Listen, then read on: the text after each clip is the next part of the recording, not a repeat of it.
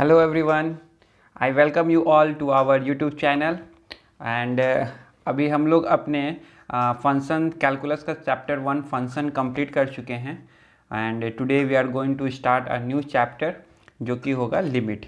ठीक है, तो आज हम लोग डिस्कशन जो करेंगे वो है अपने लिमिट्स के बारे में। ठीक है, this is an easy chapter but कुछ इम्पॉर्टेंट सब कॉन्सेप्ट है जो कि हम लोग इसको देखेंगे। चलिए स्टार्ट करते हैं। तो सबसे पहला चीज़ लिमिट। देखिए कोई एक फंक्शन एफ एक्स है, इसमें अगर हम बोलें कि limit when x tends to a, जब एक्स का वैल्यू जब ए के करीब जाता है तो एफ एक्स का वैल्यू क्या है।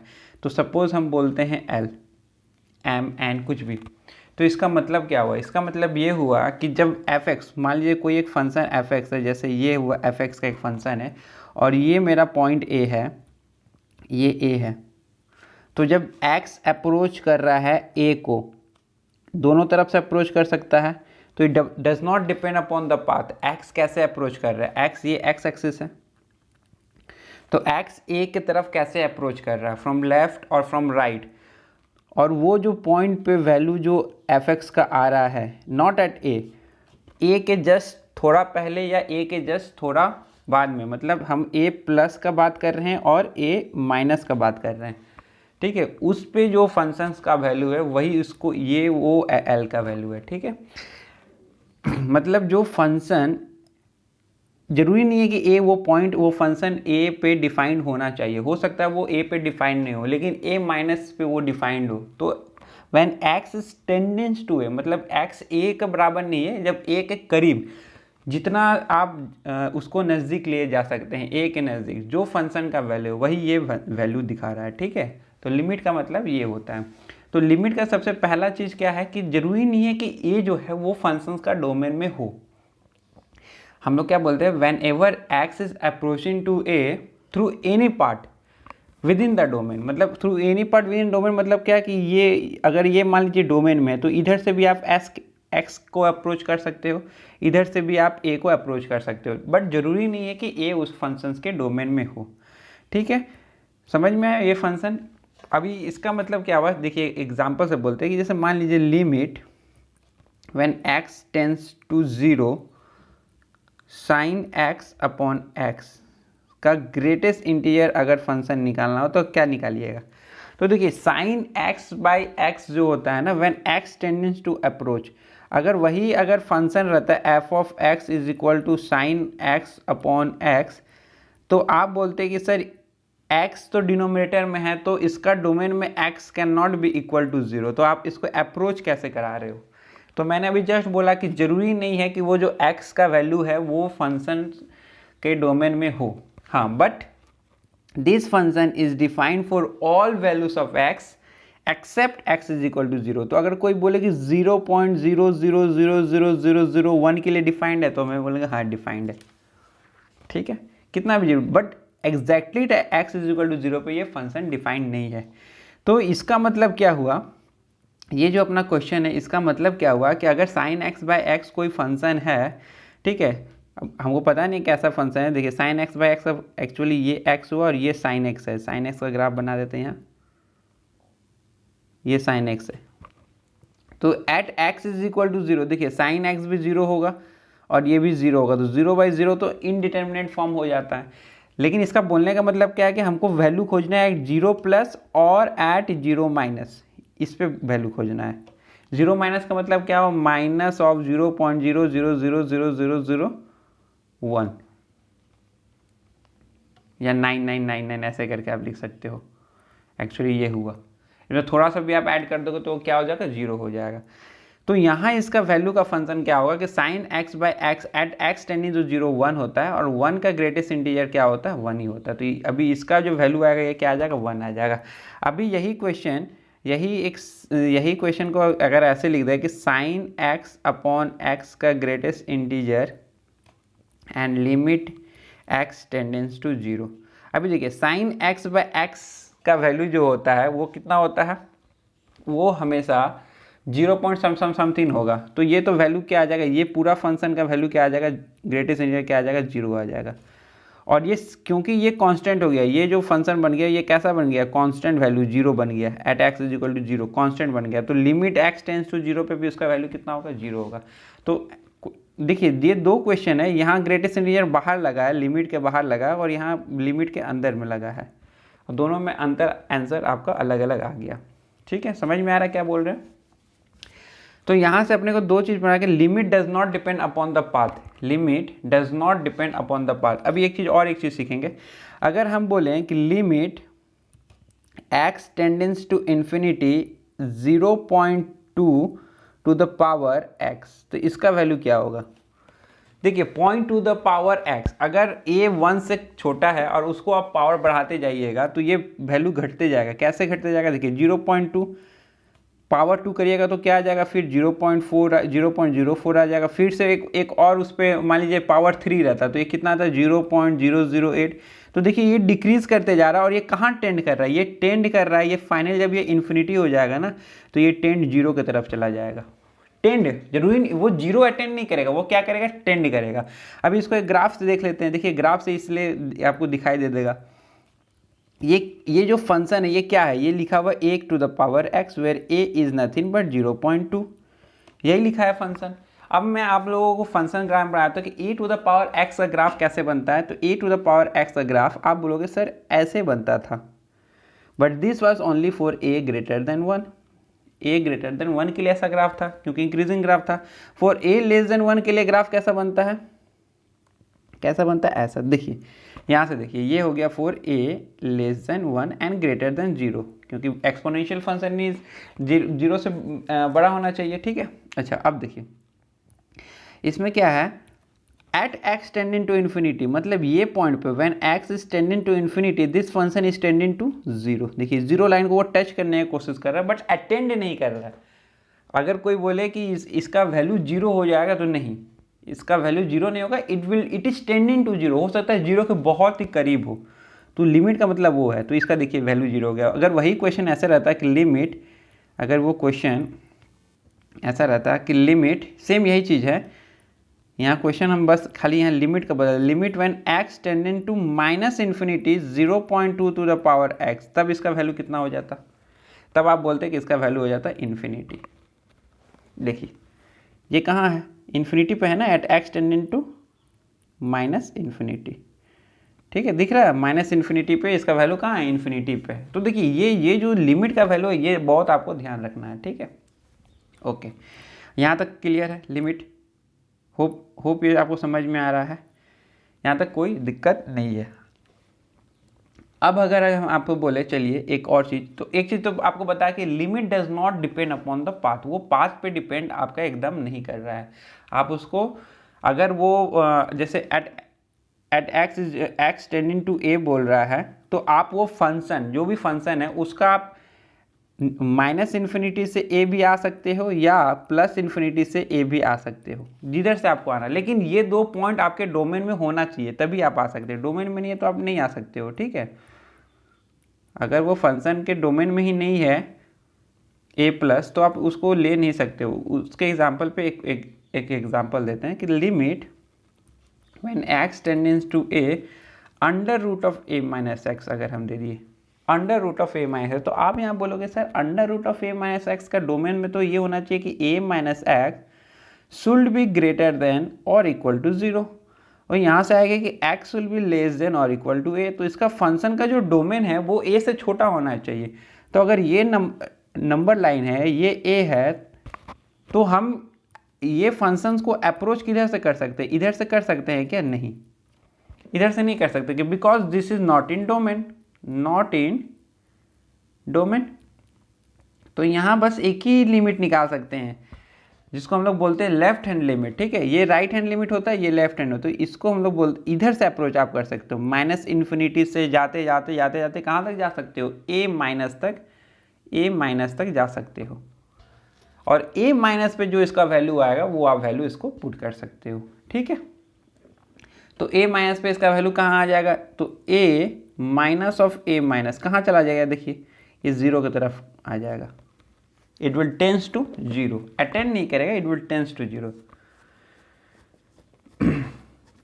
तो लिमिट अगर कोई भी फंक्शन का लिमिट निकालना हुआ तो लिमिट निकालने के लिए सबसे इंपॉर्टेंट क्राइटेरिया क्या होना चाहिए, x is equal to a domain में होना चाहिए कि नहीं होना चाहिए, उस पर डिपेंड नहीं करता है। Can be in domain, can be in domain. दूसरा क्या है, कैनॉट बी, कोई फर्क नहीं पड़ रहा है। ठीक है, तो ये तो कंडीशन नहीं हुआ, तो ये जो कंडीशन आ रहा है ये इससे कोई फर्क नहीं पड़ रहा है। x इज इक्वल टू ए हो चाहे ना हो, उससे लिमिट को कोई फर्क नहीं पड़ रहा है। फर्क क्या चीज से पड़ रहा है कि at least one neighbourhood should exist, at least one neighbourhood. Neighbourhood का मतलब क्या है, x is equal to a minus और x is equal to a plus should exist.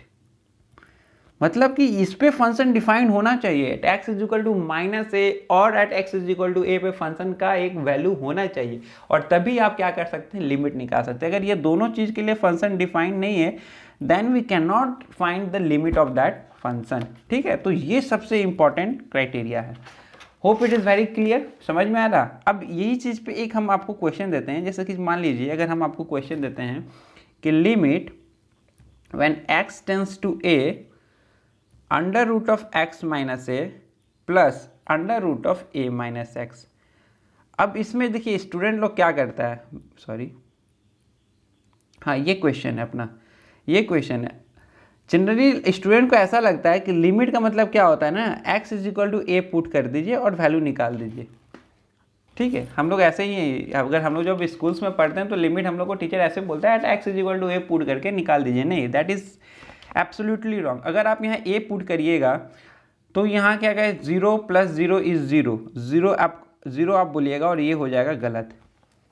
ये क्या हो जाएगा, गलत। क्यों गलत हो जाएगा, इसको समझना पड़ेगा। जो अभी तक हम चीज़ पढ़ाएं कि at x is equal to a value functions पे डिफाइन हो ना हो, उससे लिमिट पे कोई फर्क नहीं पड़ता। तो सबसे पहले डोमेन निकाल लीजिए। इसका डोमेन अगर आप निकालिएगा तो क्या निकलेगा कि x should be greater then a, और यहाँ से क्या निकलेगा कि x should be less than और इक्वल टू a। अगर ये दोनों का आप इंटरसेक्शन लेते हैं, x is greater than a and intersection of x लेते हैं, तो आया कि डोमेन क्या आया, डोमेन सिर्फ एक ही चीज आ रहा है कि x is equal to a। यहां से सिर्फ क्या आ रहा है कि this function this f x, अगर ये मान लीजिए एफ एक्स है तो f x is only defined for x is equal to a. मैंने क्या बोला, लिमिट निकालने के लिए वो पर्टिकुलर पॉइंट पे फंक्शन डिफाइंड है कि नहीं डिफाइंड में उस पर कुछ डिपेंड ही नहीं करता। लिमिट क्या चीज पे डिपेंड करता है कि नेबरहुड एग्जिस्ट करना चाहिए, मतलब that function should be defined for x is equal to a plus और a is equal to x is equal to a minus. लेकिन इस पर तो डिफाइंड ही नहीं है, तो इसका लिमिट एग्जिस्ट नहीं करेगा। तो इसको हम लोग बोलेंगे कि ये जो आप क्वेश्चन पूछे ना, इसका limit does not exist, this is an illogical question, इसका कोई मीनिंग ही नहीं है। इसका अगर आप लिमिट निकालने के लिए बोल रहे हो तो कोई मीनिंग ही नहीं है। क्यों? क्योंकि इसका कोई नेबरहुड एग्जिस्ट नहीं करता। ये तो सिर्फ at x is equal to a पे ही डिफाइंड है, बाकी ए प्लस और ए माइनस पे तो डिफाइंड ही नहीं है। ठीक है, तो ये हो गया मीनिंगलेस क्वेश्चन। तो ठीक है, तो अब हम लोग जो देखने वाले हैं एल हॉस्पिटल रूल से भी बहुत सारा क्वेश्चन सॉल्व हो जाएगा, तो वो सब चीज़ तो हम लोग सीखेंगे, लेकिन उसके पहले क्या है, बेसिक थोड़ा जानना जरूरी है। ठीक है, तो सबसे पहले चीज़ देखते हैं इनडिटर्मिनेंट फॉर्म कैसा कैसा होता है। तो पहला इनडिटर्मिनेंट फॉर्म जो है वो है 0/0 फॉर्म। 0/0 क्या होता है, इनडिटर्मिनेंट फॉर्म है, क्योंकि इसको डिटरमाइंड आप नहीं कर पाएंगे। एक बार जब आपका नीचे में 0 आ गया ना तो आप इसको डिफाइन नहीं कर पाइएगा, तो इसको हम लोग क्या बोलते हैं, इनडिटर्मिनेंट फॉर्म। दूसरा देखिए क्यों ऐसे इनडिटरमिनेंट फॉर्म हो रहा है, अगर ये ऊपर वाला एग्जैक्ट जीरो है, अगर एग्जैक्ट जीरो है और ये एग्जैक्ट जीरो नहीं है तो इसका वैल्यू आप बोल सकते थे कि ये जीरो हो जाता। अगर ये एग्जैक्ट जीरो है और ये एग्जैक्ट नहीं है तब। ठीक है, मेरा बात को आप लोग अच्छा से सुनिएगा। दूसरा चीज क्या बोल रहे हैं, अगर ये 0/0 फॉर्म में ये एग्जैक्ट जीरो नहीं है और ये एग्जैक्ट जीरो है तो ये कहाँ चला जाता है, इन्फिनिटी। मतलब इसका वैल्यू 0 से इन्फिनिटी तक वैरी कर रहा है, इसका वैल्यू 0 से इनडिफिनिट तक वैल्यू कर रहा है, जस्ट थोड़ा सा चेंज में। तो इसलिए इसको हम लोग क्या बोल देते हैं, इनडिटरमिनेंट फॉर्म। हम लोग डिफाइन ही नहीं कर पाएंगे कि इसका एग्जैक्ट क्या आएगा। ठीक है, तो ये हुआ।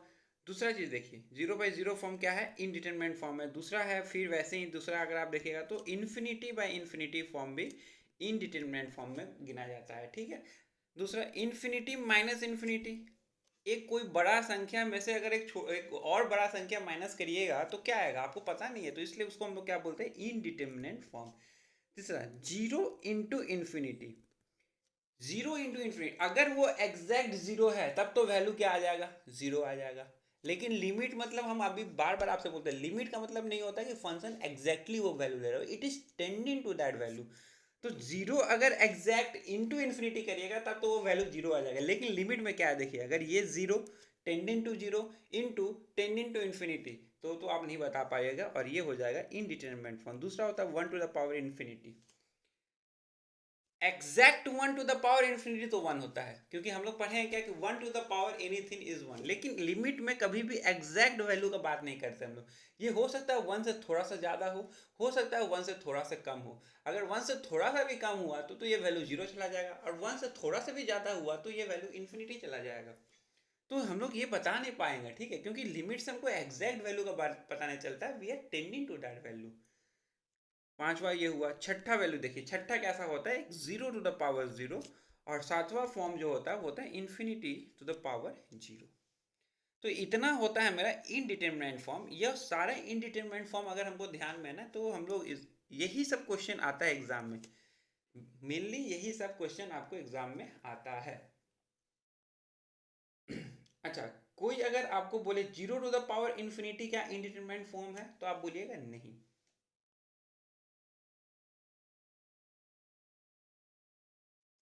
ठीक है, तो ये zero to the power infinity is not an indeterminate form, ठीक है, लेकिन infinity to the power zero है, ये है। ठीक है, तो इतना सात फॉर्म होता है, इसको सात फॉर्म, ये सात इनडिटरमिनेंट फॉर्म को हमको अच्छे से देखना है कि मेरा जो फंक्शन गिर रहा है वो कौन सा कैटेगरी में गिर रहा है। ठीक है, तो इतना समझ में आ गया। अच्छा, अब हम लोग करते हैं कुछ ग्राफिकल अप्रोच से क्वेश्चन करने का क्वेश्चन करेंगे, क्योंकि हम लोग तो ऑलरेडी क्या कर लिए हैं, हम लोग ऑलरेडी फंक्शंस में बहुत कुछ चीज़ पढ़ लिए हैं। ठीक है, तो अब हम लोग पढ़ेंगे थोड़ा, आज तो मेनली थ्योरी पार्ट रहेगा, नेक्स्ट दिन से हम लोग इसका क्वेश्चन सॉल्व करेंगे। ठीक है, अब देखिए, अगर आपसे बोलें कि f of x is equal to sine x upon x, तो ये f ऑफ जीरो क्या निकलेगा, तो आप बोलोगे f ऑफ जीरो निकलेगा zero by zero, and that is indeterminate form. ठीक है,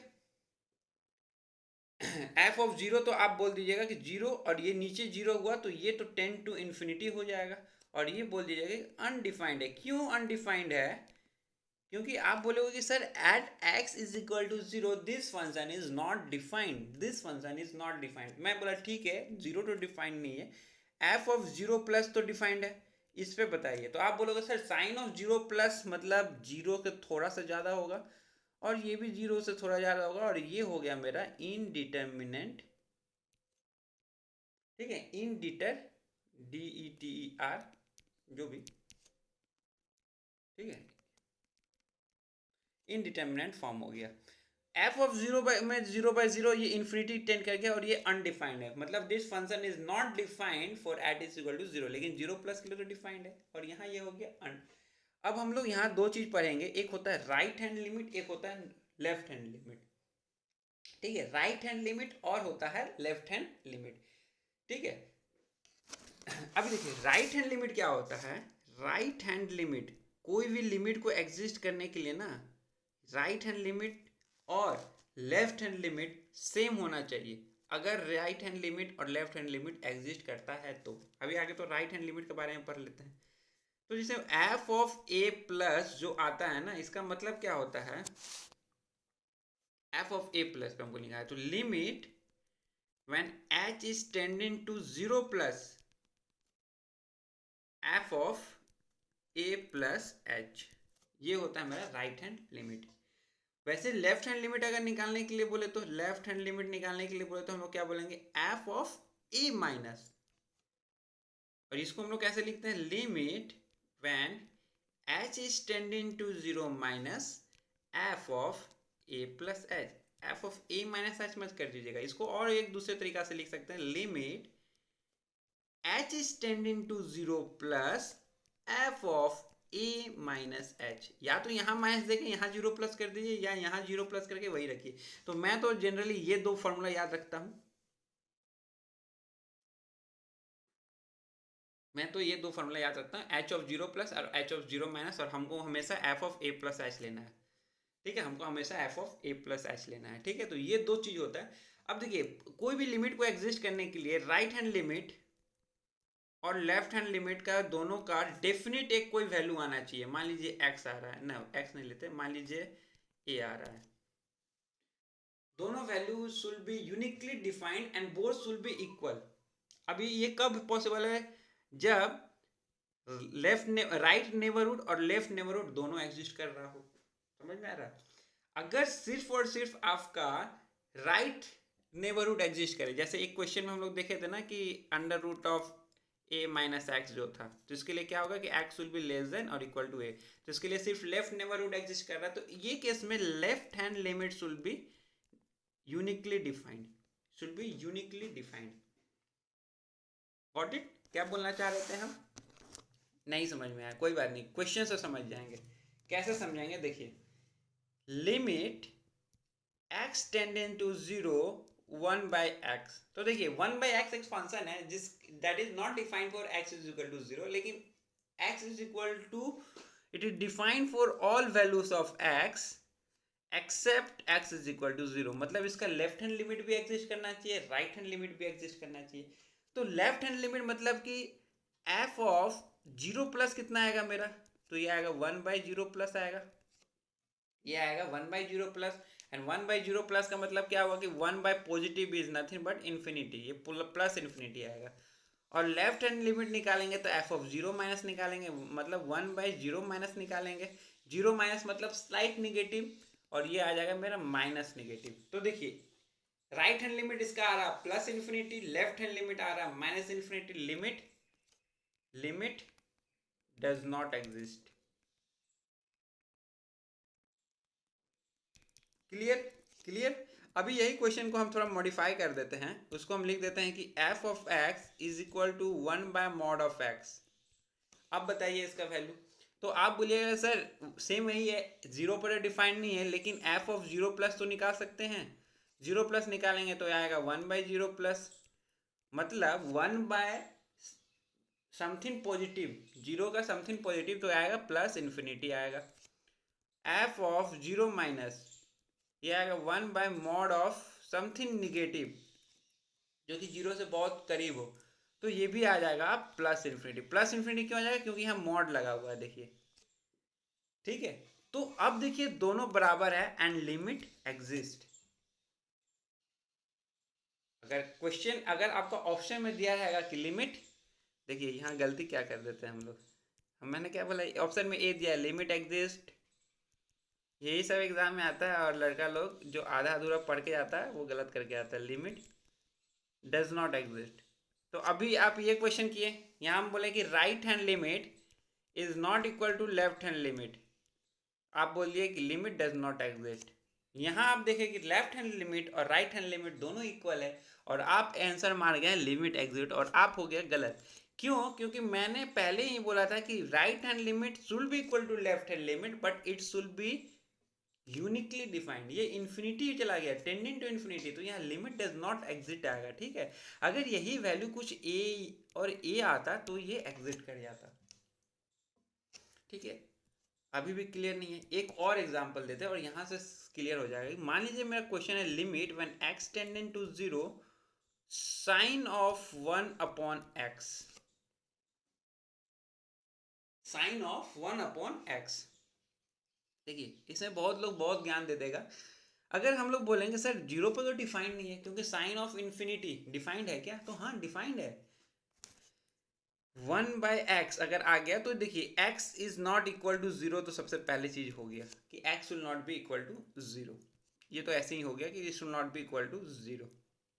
लेकिन अभी अगर हम बोले कि f ऑफ जीरो प्लस निकालिए, f of zero plus limit when x tending to zero plus, तो आप बोलिएगा sir sine of 1 by zero plus 1/0 plus तो इन्फिनिटी प्लस इन्फिनिटी और साइन ऑफ प्लस इन्फिनिटी हमेशा कहाँ के बीच में रहना चाहिए, -1 से 1 के बीच में ही आंसर आएगा, क्योंकि साइन का तो रेंज ही है -1 से 1। बोलो ठीक है, कोई दिक्कत नहीं। एफ ऑफ 0 माइनस बताइए। आप बोलोगे sir sine of 1/0 minus 1/0 minus आएगा माइनस इन्फिनिटी, और साइन ऑफ माइनस इन्फिनिटी का भी वैल्यू पता नहीं, लेकिन वो -1 से 1 के बीच में ही रहना चाहिए। आप तो ऐसे बोलोगे ना, क्योंकि साइन का वैल्यू कहाँ से कहाँ जाता है, -1 से 1। बोले well good, very good, no issue, अभी तक तो कोई इशू नहीं है। राइट हैंड लिमिट और लेफ्ट हैंड लिमिट इक्वल है क्या? आप देख के बोलोगे हाँ सर दोनों का वैल्यू -1 से 1 आ रहा है और तो इक्वल होगा, नहीं।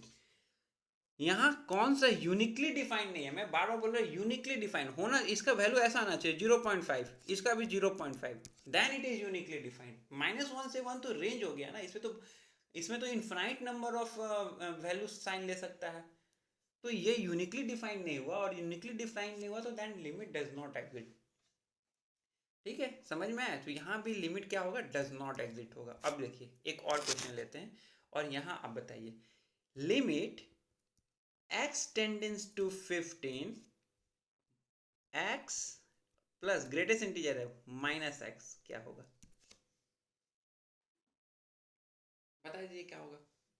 x टेंडेंस टू 15 है, 15 इज नथिंग बट इंटीजर है, तो आप बोलोगे सर ग्रेटेस्ट इंटीजर का तो एक हम फंक्शन पढ़े थे, अगर ये मेरा f(x) है तो हम लोग f(x) को ऐसे तो लिख सकते हैं कि जब अगर वो इंटीजर होगा तो इसका वैल्यू 0 आएगा, और -1 आएगा if x is not equal to integer, if x is not equal to integer. ठीक है, तो ये होता है। अब इसको हम लोग कैसे सॉल्व करें, तो देखिए इसको सॉल्व करने का दो तरीका है। मैंने क्या बोला कि इसके लिए तो सर आप आगे राइट हैंड से आइए, तो हम लोग राइट हैंड लिमिट निकालेंगे। देखिए राइट हैंड लिमिट कैसे निकलेगा, राइट हैंड लिमिट का मतलब क्या होता है, limit when h is tending to 0 plus, right hand limit में क्या बोला था, when h is tending to 0 plus f of 15 a plus h, यही करना था हमको, f of a plus h। देखिए राइट हैंड लिमिट का यही फॉर्मूला था, कहाँ गया राइट हैंड लिमिट का f of a plus h। ठीक है, h को 0 प्लस कर दे दिए, और a था मेरा 15 तो 15 का दे दिए। समझ में आया यहाँ? चलिए ठीक है, यहाँ तक तो कोई दिक्कत नहीं है, ये राइट हैंड लिमिट हो गया। अब देखिए राइट हैंड लिमिट अगर निकालते हैं a प्लस h, h क्या है, 0 से थोड़ा सा ज़्यादा, 0 से थोड़ा सा ज़्यादा, तो ये जो टर्म आएगा 15 से थोड़ा सा ज़्यादा आएगा, मतलब इसको हम लोग क्या लिख सकते हैं, इसको हम लोग लिख सकते हैं 15 प्लस। अब ये फंक्शन में डालते हैं, f ऑफ इसमें डालते हैं, तो देखिए 15 प्लस का ग्रेटेस्ट इंटीजर प्लस -15 प्लस का ग्रेटेस्ट इंटीजर। एक तो ये तरीका हुआ करने का लिए, दूसरा आप फॉर्मूला पे चले जाइए, इससे पुट कर दीजिए। इसमें आप कैसे कर सकते हैं, 15 प्लस h प्लस प्लस क्या कर सकते हैं आप, फॉर्मूला क्या था, हाँ दूसरा आप क्या लिख सकते हो इसको, एक मिनट सॉरी, आगे यहाँ से कर लेते हैं, आंसर निकाल लेते हैं आगे। हाँ तो यहाँ से देखिए क्या आएगा, मैं क्या बताना चाह रहा था, हाँ यहाँ तक ओके। तो 15 प्लस का ग्रेटेस्ट इंटीजर जो आएगा वो क्या आएगा, 15 ही आएगा, यहाँ से तो कोई डाउट नहीं है, 15 का ग्रेटेस्ट इंटीजर 15 आ गया प्लस। अब देखिए -15 से थोड़ा सा ज़्यादा, मतलब -15 से थोड़ा सा ज़्यादा का मतलब क्या हुआ, देखिए 15 प्लस का मतलब क्या होता है 15.01, ये मान लेते हैं, उसमें एक निगेटिव लगा दिए। ठीक है, तो अब ये जो ग्रेटेस्ट इंटीजर आएगा वो कहाँ चला जाएगा, -16 की तरफ चला जाएगा, क्योंकि -15 से अगर मतलब कम, अगर निगेटिव लगे तो कम हो गया, -15.01 तो का ग्रेटेस्ट इंटीजर क्या आता है, तो आएगा -16, तो यहाँ से जो वैल्यू आएगा वो क्या आ गया, -1 आ गया। देख लीजिए समझ में आ रहा है क्या लिखे, 15 प्लस प्लस -15 प्लस का ग्रेटेस्ट इंटीजर। ठीक है, ऐसे चेक कर लीजिएगा, अगर आप डाउट हो तो ऐसे लिख रहे 15 प्लस का मतलब क्या था 0.01, थोड़ा मार के चल लीजिए। अब हम निकालेंगे लेफ्ट हैंड लिमिट, अब हम लोग निकालेंगे left hand limit. Left hand limit के लिए हम लोग क्या बोलते हैं, f ऑफ 15 माइनस हमको निकालना है, f ऑफ 15 माइनस निकालना है, तो इसको आप लिख सकते हो 15 माइनस का greatest integer plus minus of 15 minus का ग्रेटेस्ट इंटीजर। फिर से हम वही चीज करेंगे, देखो वही चीज़ करेंगे। 15 प्लस से 15 माइनस का ग्रेटेस्ट इंटीजर मतलब क्या होता है कि 14.999 का greatest integer plus minus of 14.9999 का ग्रेटेस्ट इंटीजर। तो ये देखिए क्या आ गया, 14.99 का ग्रेटेस्ट इंटीजर तो 14 आ जाएगा और माइनस 14.99 का ग्रेटेस्ट इंटीजर माइनस 15 आ जाएगा। तो यहाँ से भी वैल्यू क्या आ रहा है, माइनस ऑफ 1 आ रहा है। तो आप यहां से कर सकते हो कि सर लेफ्ट हैंड लिमिट और राइट हैंड लिमिट दोनों -1 आ रहा है और दोनों यूनिकली डिफाइंड है, तो इसका वैल्यू क्या हो जाएगा, एग्जिट, और इसका वैल्यू क्या हो जाएगा, -1 हो जाएगा। दूसरा आप फंक्शन से भी देख सकते थे, मैंने पहले ही लिख दिया था। फंक्शन क्या है, function is 0 and -1 for x belonging to integer, तो जैसे ही इंटीजर को ये टेंड करेगा इसका वैल्यू कहाँ चला जाएगा, -1 को। और वही बोल रहा है कि जब x 15 को जब वो टच कर रहा है तो आपका वैल्यू कहाँ होना चाहिए, -1 को होना चाहिए। जब आप ग्राफ प्लॉट करोगे तो आप बोलोगे कि सर ये 15 है, 15 के साथ वैल्यू कितना है, -1 है, कितना है, -1, नीचे होना चाहिए, ठीक है, बट आप समझ सकते हो 15 पे इसका वैल्यू -1 होना चाहिए, 14.99 पे इसका वैल्यू 0 होना चाहिए। तो जब लिमिट वो 15 को टेंड कर रहा है तो आपका वैल्यू कहाँ चला जाएगा, -1 को चला जाएगा। तो यहाँ से भी आ रहा, आप ग्राफिकल वे से भी इसको देख सकते थे, दूसरा चीज देखिए, अब हम फार्मूला से एक क्वेश्चन बनाएंगे जो पढ़े थे हम लोग पढ़े थे राइट हैंड लिमिट का फार्मूला क्या पढ़े थे अभी, तो हम लोग पढ़े थे f of 15 plus h limit h tending to 0 plus, यही पढ़े थे। 15 प्लस एच उसमें डालिए तो क्या आ जाएगा, 15 प्लस एच का greatest integer plus 15 minus h, sorry with minus sign, sorry यहाँ एक बार मिटा देते हैं, greatest integer minus of 15 plus h, यही था, और एच टेंडिंग टू 0 प्लस है। तो देखिए 15 प्लस समथिंग पॉजिटिव, तो इसका ग्रेटेस्ट इंटीजर क्या आ जाएगा, 15 प्लस, देखिए -15 और माइनस एच कैसा है मेरा, थोड़ा सा ज़्यादा ही है, तो ये 15 से घट जाएगा, -15 माइनस समथिंग बिल्कुल -15 पॉइंट समथिंग, तो उसका आंसर जो आएगा वो क्या आ जाएगा, 15 -16, और ये आ जाएगा -1। ठीक है, ये समझ में आएगा। फार्मूला से भी वही चीज़ आ रहा है। अभी आपको लेफ्ट हैंड लिमिट निकालने सिखा देते हैं। लेफ्ट हैंड लिमिट देखिए क्या होता था कि limit h tending to 0 plus, अगर हम यहाँ 0 प्लस लिखेंगे तो यहाँ क्या लिखेंगे, f ऑफ 15 माइनस एच, ठीक है, f ऑफ 0 प्लस तो f ऑफ 15 माइनस एच, अगर यहाँ 0 माइनस लिखेंगे तो यहाँ 15 प्लस एच लिखेंगे। ठीक है, तो यहाँ से भी आप कर दीजिए, यहाँ क्या लिखेगा, 15 माइनस एच का greatest integer plus minus of 15 minus H का ग्रेटेस्ट इंटीजर। तो देखिए h कैसा है, थोड़ा सा पॉजिटिव है, तो 15 माइनस पॉजिटिव करिएगा तो 14 पॉइंट समथिंग आ जाएगा, तो यहाँ आप लिख दीजिएगा 14 प्लस, इसको लिखिएगा तो क्या लिखिएगा, -15 प्लस ऑफ एच। देखिए चलते जाइए, ये क्या आ जाएगा, 14 प्लस, देखिए एच क्या है, पॉजिटिव है, तो -15 प्लस हम पॉजिटिव करिएगा तो आ जाएगा -14.9999, उसका ग्रेटेस्ट इंटीजर कितना आएगा, -15 आ जाएगा, तो इसको आप लिख सकते हो -1। फॉर्मूला से भी वही आ रहा है, बट देखिए फॉर्मूला से क्या है ना, कंफ्यूजन ज़्यादा हो रहा है। आप फॉर्मूला से भी ट्राई करिए, बट मेरा जो अप्रोच है वो ऐसे हम करते हैं, इंट्यूशन से करते हैं। इसको हम 15 प्लस लिखते हैं राइट हैंड लिमिट को, और लेफ्ट हैंड लिमिट को हम क्या लिखते हैं, 15 ऑफ माइनस, क्या लिखते हैं, 15 ऑफ माइनस। देखिए एक ही चीज़ है, 15 माइनस क्या लिखते हैं, मतलब 15 minus some positive integer, 15 h हो गया, और एच क्या है, बहुत छोटा क्वांटिटी है। सेम वही चीज़ यहाँ भी लिख रहे हैं ना, 15 माइनस एच, तो एक ही चीज़ है, लेकिन यहाँ से आपको दिखेगा। ठीक है, तो देखिए दोनों जगह से क्या आ रहा है, -1 आ रहा है। सो अभी आपको हम 3 एग्जाम्पल दिए, जिसमें एक क्या था, एक में तो लेफ्ट हैंड लिमिट और राइट हैंड लिमिट सेम ही नहीं थे, तो वो तो अनडिफाइंड हो गया, उसका लिमिट एग्जिस्ट ही नहीं किया। दूसरा एग्जाम्पल में क्या था कि लेफ्ट हैंड लिमिट और राइट हैंड लिमिट इक्वल था, लेकिन उसका वैल्यू इन्फिनिटी था, तो वो भी उसका भी लिमिट एग्जिस्ट नहीं किया। तीसरा एग्जाम्पल जो दिए उसमें क्या था, लेफ्ट हैंड लिमिट और राइट हैंड लिमिट एक रेंज में आ रहा था, यूनिकली डिफाइंड नहीं था, तो वो भी लिमिट डज नॉट एग्जिस्ट। और चौथा एग्जाम्पल जो था, इसमें लेफ्ट हैंड लिमिट और राइट हैंड लिमिट दोनों एग्जिस्ट किया, और दोनों यूनिकली डिफाइंड, एंड दोनों का वैल्यू क्या था, फाइनाइट वैल्यू था, तो वो हो गया लिमिट एग्जिट। तो आज का क्लास हम लोग यहीं क्लोज करेंगे, and from the next class we are going to see some very exciting questions, और उसमें कुछ अलजेब्रा भी देखेंगे। लेकिन एग्जाम एंड होने, आज का क्लास खत्म करने के पहले मैं आपको कुछ एग्जाम ये होमवर्क देना चाहता हूँ। क्वेश्चन लिख लीजिए, इसका discussion we will do in our next class. ये एक क्वेश्चन बहुत ही अच्छा क्वेश्चन है। Please try with both, right hand limit निकालिए, लेफ्ट हैंड लिमिट निकालिए और इसका वैल्यू निकालिए। दूसरा एक क्वेश्चन जो बहुत ही अच्छा क्वेश्चन हमको जो बहुत अच्छा लगा वो था limit when x tending to 1 x minus 1 signum of x minus 1। ये दो का हमको आंसर चाहिए। So if you can find the answer of this two, do post your answer in the comment section. नहीं कर पाते हैं कोई दिक्कत नहीं, we will start our session, next session from here itself. यहाँ से हम लोग क्वेश्चन डिस्कस करके we will learn about the algebra of limit, various strategy to evaluate the limit and वो जिसमें factorization, cancellation method, rationalization method, L'Hopital rule सब पढ़ेंगे हम लोग। सो आज के लिए बस कॉन्सेप्चुअल सेशन था, कॉन्सेप्ट बताना चाह रहे थे।